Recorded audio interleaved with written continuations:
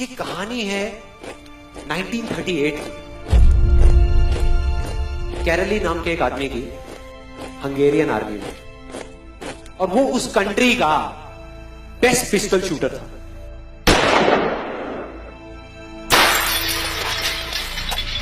जितनी भी national championships हुई थी उस कंट्री में, उसको वो जीत चुका था। और सबको ऑलमोस्ट कंफर्म था कि 1940s में जो ओलंपिक्स होने वाले हैं उसमें गोल्ड मेडल केरली को ही मिलेगा।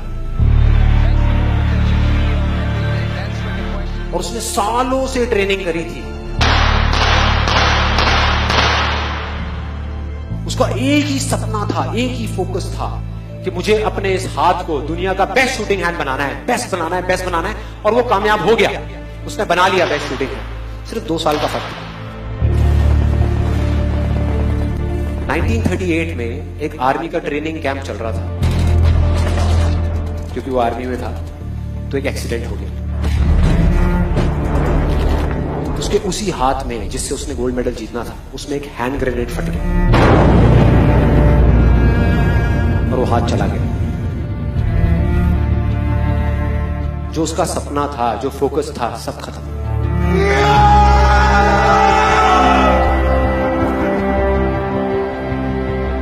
उसके पास 2 रास्ते थे। एक तो ये कि वो बाकी की पूरी जिंदगी रोता रहे और कहीं जा करके छुप जाए,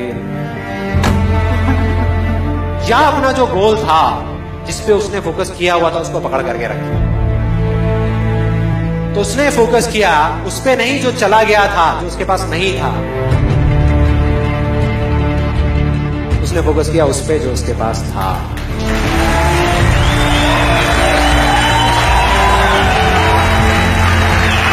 जो उसके पास था। और क्या था?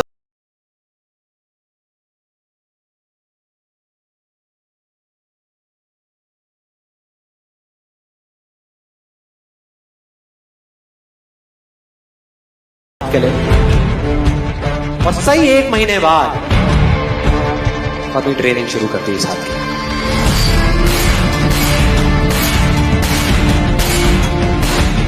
ट्रेनिंग के 1 साल बाद, मतलब कि 1939 में वो वापस आया।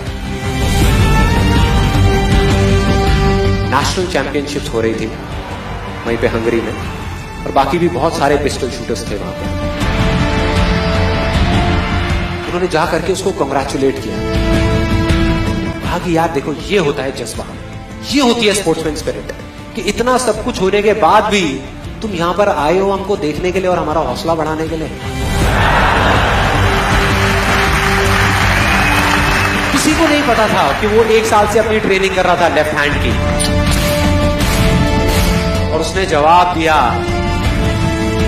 मैं यहां पर तुम्हारा हौसला बढ़ाने नहीं आया, तुम्हारे साथ कॉम्पीट करने आया हूं, तुमसे लड़ने आया हूं, तैयार हो जाओ।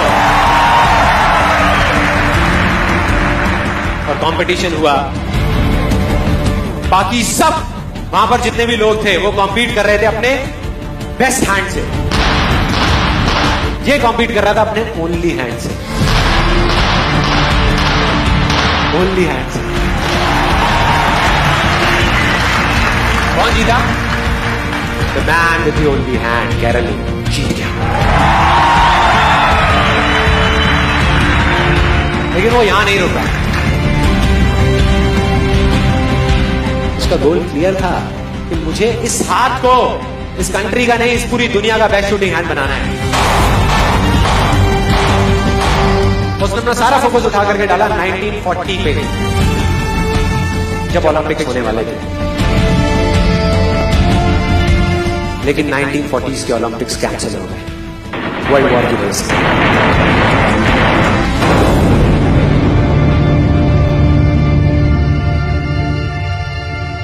उसने अपना सारा फोकस उठा करके कहां डाल दिया? 1944 में जो ओलंपिक्स होने वाले थे उसके ऊपर।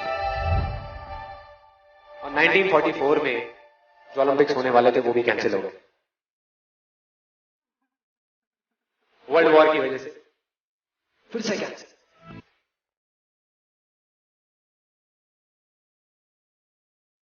उसने अपना सारा फोकस उठा करके डाल दिया 1948 के ओलंपिक्स। 1938 में उसकी एज थी 28 साल। 1948 में उसकी एज हो चुकी थी 38 इयर्स। और जो यंगर जो प्लेयर्स आते हैं निकल करके, उनसे कॉम्पीट करना मुश्किल होता चला जाता है। लेकिन मुश्किल नाम का ये वर्ड था ही नहीं उसकी डिक्शनरी में। वो गया, पूरे वर्ल्ड के बेस्ट शूटर्स आए हुए थे जो अपने बेस्ट हैंड से कॉम्पीट कर रहे थे, और ये अपने ओनली हैंड से कॉम्पीट कर रहा था। और कौन जीता?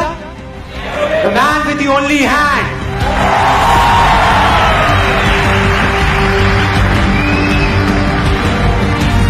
लेकिन वो तब भी नहीं रुका। 1952 ओलंपिक्स, दोबारा कॉम्पीट किया उसने, और इस बार गोल्ड मेडल कौन जीता? कैरल ली। 4 साल बाद दोबारा से, और पूरी की पूरी हिस्ट्री को बदल करके रख दिया ओलंपिक्स। इस पर्टिकुलर कंपटीशन में उससे पहले किसी भी एथलीट ने लगातार 2 गोल्ड मेडल्स नहीं जीते।